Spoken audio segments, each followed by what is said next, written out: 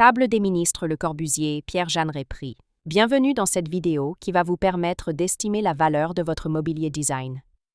Aujourd'hui, nous allons découvrir une pièce monumentale et emblématique du modernisme, la Table des ministres, conçue par Le Corbusier et Pierre Jeanneret. Si vous possédez CE meubles exceptionnels ou un autre mobilier de collection et que vous souhaitez obtenir une estimation gratuite, envoyez-nous un SMS au 06 23 05 6014 ou un mail à antique.mc@gmail.com.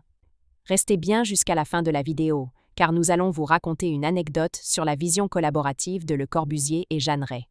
Mais d'abord, voyons son histoire. Ses caractéristiques uniques et SS tendances de marché. Quelques résultats en vente aux enchères. En octobre 2024, Piazza proposa une table des ministres de Le Corbusier et Pierre Jeanneret, avec une estimation basse de 100,000 €. En novembre 2010, Art Curial mit en vente une table des ministres datée de 1958, avec une estimation basse de 120,000 €. L'histoire de la table des ministres. Créée à la fin des années 1950, la table des ministres fut imaginée par Le Corbusier et Pierre Jeanneret dans le cadre de projets institutionnels et gouvernementaux, notamment pour Chandigarh, la capitale administrative de l'État du Pendjab en Inde.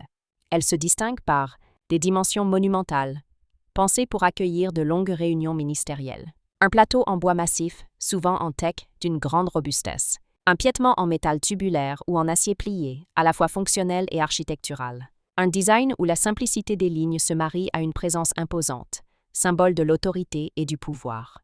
Pourquoi la table des ministres est-elle si recherchée? Elle représente un chef-d'œuvre du mobilier moderniste institutionnel. Son lien direct avec Chandigarh, projet urbain majeur de Le Corbusier, la rend historique. Sa rareté sur le marché et son importance architecturale en font une pièce de prestige très convoitée par les collectionneurs et les musées. Comment reconnaître une table des ministres authentique? Les matériaux, bois massif, souvent teck, et piétement métallique original. Les proportions, tables longues et massives, adaptées aux salles ministérielles. La provenance. Nombreuses pièces proviennent des bâtiments institutionnels de Chandigarh. La patine, usure naturelle du bois et du métal, témoignant d'un usage intensif dans des contextes officiels. Anecdote. On raconte que lors de l'installation du mobilier à Chandigarh, un ministre aurait déclaré devant Le Corbusier « Cette table est digne d'un palais ».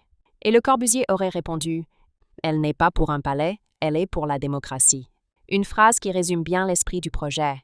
Créer un mobilier monumental, mais au service de la collectivité. Si vous avez apprécié cette vidéo et souhaitez en savoir plus sur l'expertise et l'estimation de CE Mobilier Design, pensez à lire notre article complet en description et à nous contacter.